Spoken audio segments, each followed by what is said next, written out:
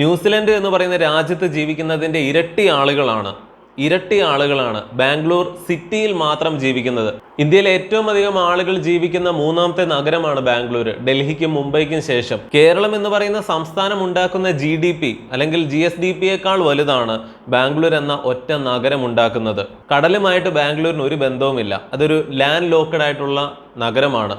ഒരു തുറമുഖം പോലും ഇതൊക്കെ കൊണ്ട് തന്നെ അവിടെ ഇല്ല. എന്നിട്ടും എന്തുകൊണ്ടാണ് കർണാടകയുടെ GDPയിൽ നല്ലൊരു ഭാഗവും സംഭാവന ചെയ്യാൻ ബാംഗ്ലൂരിന് സാധിക്കുന്നത്? ഇന്ത്യയുടെ സിലിക്കൺ വാലി എന്നാണ് അത് അറിയപ്പെടുന്നത്. IT എക്സ്പോർട്ടിങ്ങിലൂടെയാണ്. ഇത് കൂടാതെ വ്യവസായങ്ങൾ, ഇൻഡസ്ട്രികൾ, റിയൽ എസ്റ്റേറ്റ് ഇതെല്ലാം അവിടെ തഴച്ചു വളരുന്നു. അങ്ങനെയുള്ള ബാംഗ്ലൂർ ഇന്ന് ഒരു തുള്ളി വെള്ളത്തിന് വേണ്ടി കേഴുകയാണെന്ന് നമ്മൾ അറിയുന്നുണ്ട്. ഇന്ത്യയിൽ ഏറ്റവും നന്നായിട്ട് ജീവിക്കാൻ ഒരു മനുഷ്യന് സാധിക്കുന്ന സംസ്ഥാനം ഏതാണ് എന്ന് ചോദിച്ചാൽ അതിന് രണ്ടാമതൊന്നും ആലോചിക്കാതെ നമുക്ക് പറയാൻ സാധിക്കും, പല കുറ്റങ്ങളും കുറവുകളും ഇവിടെ ഉണ്ടെങ്കിലും കേരളം തന്നെയാണത്. അങ്ങനെയുള്ള കേരളത്തിൽ ജീവിക്കുന്ന മലയാളികൾ പോലും കേരളത്തെക്കാൾ നന്നായിട്ട് ജീവിക്കാൻ കഴിയുന്ന ഇന്ത്യയിലെ ഒരു നഗരം എന്ന് പറഞ്ഞുകൊണ്ട് ബാംഗ്ലൂരിലേക്ക് പോകുന്നുണ്ട്. മലയാളികൾ പോലും നല്ല ക്ലൈമറ്റാണ് അവിടെ എന്ന് പറഞ്ഞുകൊണ്ട്, അല്ലെങ്കിൽ ചൂട് കുറവുണ്ട്, തണുപ്പുണ്ട് എന്നൊക്കെ പറഞ്ഞുകൊണ്ട് അങ്ങോട്ട് പോകുന്നുണ്ടെങ്കിൽ ഇന്ത്യയിലെ മറ്റ് പല സംസ്ഥാനങ്ങളിൽ നിന്നുമൊക്കെ പോകുന്നവരുടെ മനോഭാവം എന്തായിരിക്കും?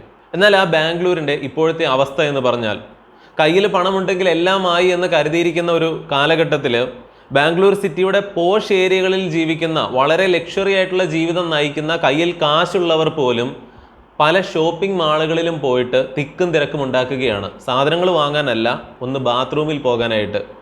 കുളിക്കാനും മറ്റു പല കാര്യങ്ങളുമൊക്കെ ചെയ്യാൻ വെള്ളം അവിടെ നിന്നേ കിട്ടാൻ എന്തെങ്കിലും സാധ്യതയുള്ളൂ. അല്ലാതെ അവർക്ക് കിട്ടുന്ന വെള്ളമെന്ന് പറഞ്ഞാൽ ദാഹം മാറ്റാനും പാചകത്തിന് ഉപയോഗിക്കാനും പോലും തികയുന്നില്ല. അതുകൊണ്ട് തന്നെ ബാംഗ്ലൂർ നഗരത്തിൽ ഏറ്റവും വെള്ളത്തിന് ബുദ്ധിമുട്ടുന്ന സ്ഥലങ്ങളിലുള്ള ഒട്ടുമിക്ക ഷോപ്പിംഗ് കോംപ്ലക്സുകളും ഒക്കെ അടച്ചിട്ടിരിക്കുകയാണ്. ഇനി തുറന്ന് പ്രവർത്തിക്കുന്നവയിൽ തന്നെ കനത്ത സെക്യൂരിറ്റി പരിശോധനയാണ് ഇപ്പോൾ. മാളിന് പുറത്തല്ല, മാളിനകത്ത്, പ്രത്യേകിച്ച് ടോയ്ലറ്റ് കോംപ്ലക്സുകളുടെ ഭാഗത്ത്. അകത്തേക്ക് കയറുന്നവർ നിശ്ചിത സമയത്തിനുള്ളിൽ പുറത്തിറങ്ങിയില്ലെങ്കിൽ കതകിൽ മുട്ടി അവർ പ്രശ്നമുണ്ടാക്കും. കുളിക്കുന്ന ശബ്ദം വല്ലതും കേട്ടാൽ, വെള്ളം ഒരുപാട് എടുക്കുന്ന ശബ്ദം കേട്ടാൽ പിടിച്ച് പുറത്താക്കും എന്നുള്ള അവസ്ഥയാണ്. അതായത് ഡോറ് തുറന്നിട്ട് പോലും. തിരുവനന്തപുരം നഗരത്തിന്റെ 3 ഇരട്ടിയിലധികം മാത്രം വലുപ്പമുള്ള ഒരു പ്രദേശമാണ് ബാംഗ്ലൂർ സിറ്റി. ഏകദേശം 750 കിലോമീറ്റർ സ്ക്വയർ ഏരിയ. അവിടെയാണ് 1 കോടിയോളം ജനങ്ങൾ വെള്ളമില്ലാതെ ഇങ്ങനെ കഷ്ടപ്പെടുന്നത്. ഇതെല്ലാം കേട്ടിട്ട് ബാംഗ്ലൂരുള്ളവരുടെയൊക്കെ അവസ്ഥ എന്ത് എന്നോർത്ത് സങ്കടപ്പെടാനല്ല, ഒരു മുന്നറിയിപ്പാണിത്. ഇന്ന് ബാംഗ്ലൂർ സംഭവിക്കുന്ന ഈ കാര്യങ്ങൾ നാളെ കേരളത്തിലും സംഭവിക്കും. ബാംഗ്ലൂർ ഇത്രമാത്രം കുടിവെള്ളത്തിന്, അല്ലെങ്കിൽ അങ്ങനെ ഒരു പ്രശ്നം നമ്മൾ കേട്ടിട്ട് പോലും ഉണ്ടായിരുന്നില്ല പണ്ട്.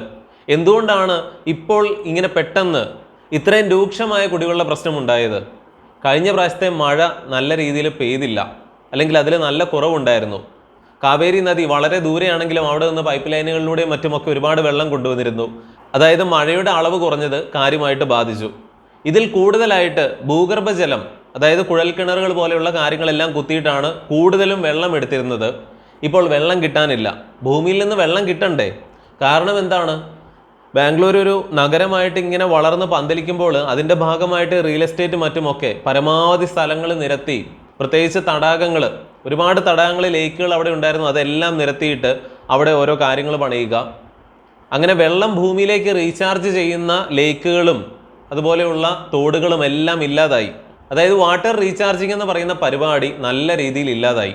പിന്നെ എങ്ങനെയാണ് ഭൂമിക്കടിയിൽ നിന്ന് വെള്ളം കിട്ടുക? ഏറ്റവും കൂടുതൽ ലേക്കുകൾ ഇല്ലാതായ സ്ഥലങ്ങൾ ഏതാണോ അവിടെയാണ് ഏറ്റവും അധികം കുടിവെള്ളക്ഷാമം നേരിടുന്നത്. കേരളത്തിൽ വർഷത്തിൽ പകുതി സമയവും മഴ പെയ്യുന്നു, 40-ലധികം നദികൾ ഇവിടെ ഉണ്ട് എന്നൊക്കെ പറഞ്ഞ് നമ്മളിങ്ങനെ ഇരിക്കുന്നു. അല്ലെങ്കിൽ ഇവിടെ കുടിവെള്ളത്തിനൊന്നും നമുക്ക് ബുദ്ധിമുട്ട് വരില്ല എന്നാണ് നമ്മൾ കരുതുക. ഒറ്റപ്പെട്ട പല സ്ഥലങ്ങളിലും വേനൽക്കാലത്ത് കുടിവെള്ളത്തിന് ക്ഷാമമുണ്ട്. എന്നാൽ അതല്ല പറയുന്നത്. ഇനി വരാൻ പോകുന്ന മഴക്കാലത്ത് മഴ പെയ്തില്ലെങ്കിൽ, മഴ പെയ്യും, എന്നാൽ ആ അളവ് കുറഞ്ഞു കഴിഞ്ഞാൽ, നേരെ പകുതിയായിട്ട് പോലും കുറഞ്ഞാൽ കേരളത്തെ കാത്തിരിക്കുന്നത് വലിയ ദുരന്തമായിരിക്കും. കുറച്ച് വെള്ളം കുടിച്ചതാണ് ഇത് കണ്ടപ്പോൾ. ഒന്ന് ആടുജീവിതം സിനിമ കണ്ടിട്ടുള്ളവർക്കും അതുപോലെ ബാംഗ്ലൂർ ജീവിക്കുന്നവർക്കുമൊക്കെ എന്തെങ്കിലുമൊക്കെ കൂടുതൽ കാര്യങ്ങൾ തോന്നിയിട്ടുണ്ടാകും. ഇന്ന് നമുക്ക് വെള്ളത്തിന് വിലയില്ല. ഈ വേനൽക്കാലം ആയതുകൊണ്ട് അല്പമെങ്കിലും വില ആളുകൾ കൊടുക്കുന്നുണ്ടാകും. എന്നാൽ ഒരു ഗ്ലാസ് വെള്ളം കുടിക്കാൻ വേണ്ടി നമ്മൾ വലയുന്ന ഒരു കാര്യം നമുക്ക് ചിന്തിക്കാൻ സാധിക്കുമോ? ആ അവസ്ഥയിലേക്കാണ് കേരളം പോകുന്നത്. അതിന് കാരണക്കാരാരാണ്? നമ്മൾ തന്നെയാണ്. ഇന്ന് കേരളത്തിൽ തലങ്ങും വിലങ്ങും നിങ്ങളൊന്ന് സഞ്ചരിച്ച് നോക്കുക. ഒരു കുന്നെങ്കിലും ഇടിച്ചു കളയാത്ത, അതായത് മണ്ണെടുക്കാത്ത ഏതെങ്കിലും സ്ഥലമുണ്ടോ? അനധികൃതമായിട്ട് പാറമടകൾ പ്രവർത്തിക്കാത്ത ഏത് സ്ഥലമുണ്ട്?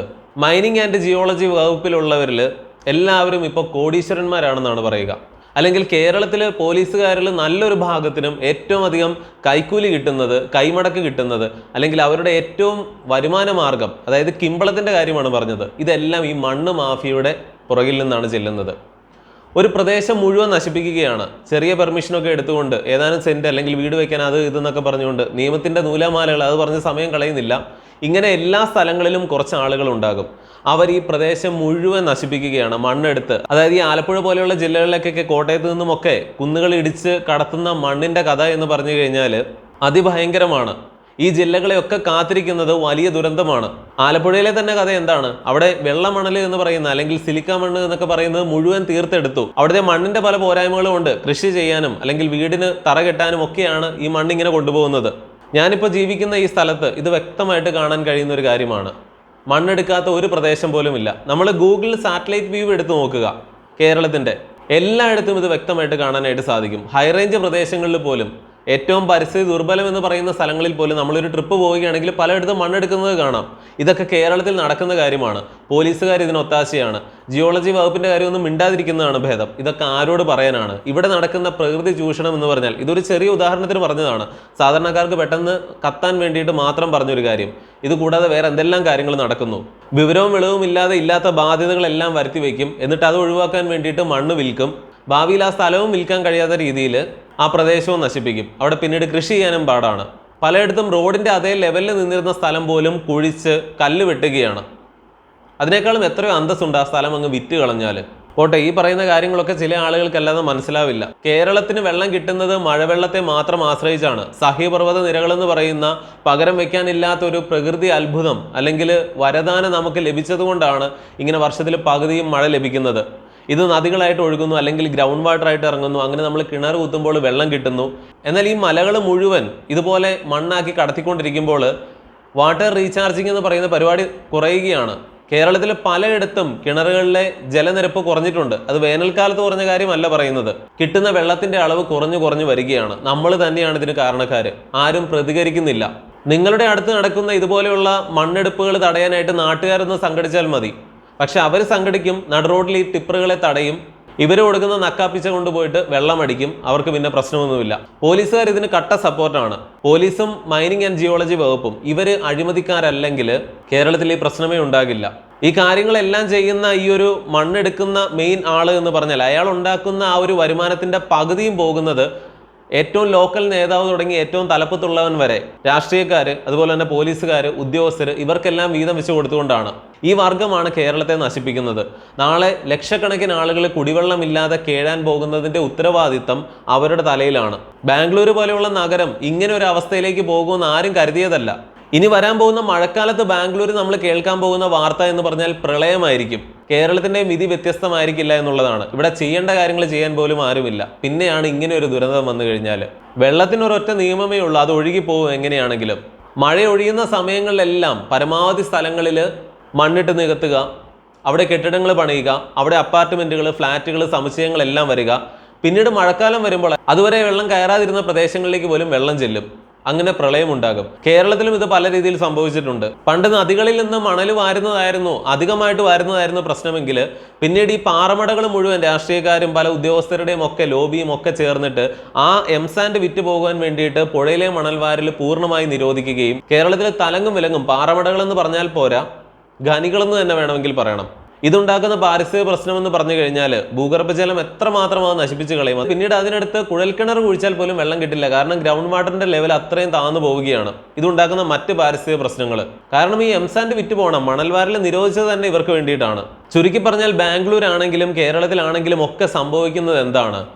വളരെ കുറച്ച് ആളുകൾ, അതിൽ രാഷ്ട്രീയക്കാരുണ്ട് ഏറ്റവും പ്രധാനമായിട്ട്. എല്ലാ പാർട്ടിയിലുമുള്ള ലോക്കൽ നേതാവ് മുതൽ ഏറ്റവും തലപ്പത്തുള്ളവന്മാർ വരെ, പോലീസുകാർ, ഉദ്യോഗസ്ഥർ, ഇവന്മാരെല്ലാം ചേർന്നിട്ട് ഈ നാട് മുടിപ്പിക്കുകയാണ്. ബാക്കി എല്ലാ കാര്യത്തിനും ഒരു പരിഹാരം ഉണ്ടാകും. പക്ഷേ പ്രകൃതിയെ തൊട്ട് കളിച്ചാൽ അതിൻ്റെ പ്രശ്നങ്ങൾ വളരെ ഗുരുതരമായിരിക്കും. കേരളത്തിൽ പ്രളയം ഉണ്ടായതിന് പോലും ഈ ഒരു കാര്യവുമായിട്ട് ബന്ധമുണ്ട്. പാറമടകളും മണൽ വാരലും ഇങ്ങനെയുള്ള കാര്യങ്ങളെല്ലാം. പതിവിന് വിപരീതമായിട്ട് ഒരുപാട് മഴ പെയ്തു, ഡാമുകളൊക്കെ തുറന്നു വിടേണ്ടി വന്നു എന്ന് പറഞ്ഞാൽ പോലും, അല്ലെങ്കിൽ അതിൻ്റെ അപകടങ്ങളൊക്കെ അവിടെ നിൽക്കട്ടെ, പുഴയിൽ നിന്ന് ഒരുപാട് വെള്ളം കരയിലേക്ക് കയറാനുള്ള കാരണം എന്താണ്? പുഴയുടെ ആഴം കുറഞ്ഞു പോയിരുന്നു. കാരണം മണൽ വാരുന്നുണ്ടായിരുന്നില്ല. ഇതൊക്കെ ചെറിയ ചെറിയ ഉദാഹരണങ്ങൾ മാത്രം. എന്താണെങ്കിലും ബാംഗ്ലൂരിന്റെ അവസ്ഥ വെച്ചുകൊണ്ട് നമുക്ക് നിസ്സംശയം പറയാം, ബാംഗ്ലൂർ ഈ അവസ്ഥയിലായിട്ടുണ്ടെങ്കിൽ, കുടിവെള്ളത്തിന് കഴിയുന്ന അവസ്ഥയിലായിട്ടുണ്ടെങ്കിൽ ഇനി വരാൻ പോകുന്ന സമയത്ത് അവിടെ പ്രളയമുണ്ടാകും. കേരളത്തെ കാത്തിരിക്കുന്നത് ബാംഗ്ലൂരിനേക്കാളും, അല്ലെങ്കിൽ ഇന്ത്യയിൽ തന്നെ ഏറ്റവും അധികം പ്രകൃതി ദുരന്തങ്ങൾ കാത്തിരിക്കുന്നത് കേരളത്തെ ആയിരിക്കും. ഇനി വരുന്ന മഴക്കാലവും ഒരുപക്ഷെ പ്രളയമായിരിക്കും നമ്മളെ കാത്തിരിക്കുക. അതല്ല, മഴ നല്ല രീതിയിൽ കുറഞ്ഞു പോവുകയാണെങ്കിൽ അത് നോക്കിയിട്ട് തന്നെ കേരളം വിട്ടുപോയാൽ നല്ലതായിരിക്കും. രാഷ്ട്രീയക്കാർ, ഉദ്യോഗസ്ഥർ, പോലീസിലെ ഒരു വിഭാഗം, എല്ലാവരുടെയും കാര്യമല്ല പറയുന്നത്. രാഷ്ട്രീയക്കാർ ഒരു 90%, ഉദ്യോഗസ്ഥർ ഒരു 60%, പോലീസുകാരിൽ ഒരു 30%, ഏകദേശം പറഞ്ഞതാണ്. ഇത്രയും ആളുകൾ പ്രശ്നക്കാരാണ്. ഇവരാണ് ഒരുമാതിരിപ്പെട്ട എല്ലാ പ്രശ്നങ്ങളും കേരളത്തിൽ ഉണ്ടാക്കുന്നത്. ഈ 3 വർഗ്ഗങ്ങളിലെയും പ്രശ്നക്കാരെ നന്നാക്കിയാൽ പിന്നെ കേരളം ഓക്കെയാണ്. എന്തൊക്കെയാണെങ്കിലും ഇനി നിങ്ങൾക്ക് പറയാനുള്ളതൊക്കെ പറയുക. മറ്റൊരു വീഡിയോയിൽ വീണ്ടും വരാം. നന്ദി, നമസ്കാരം.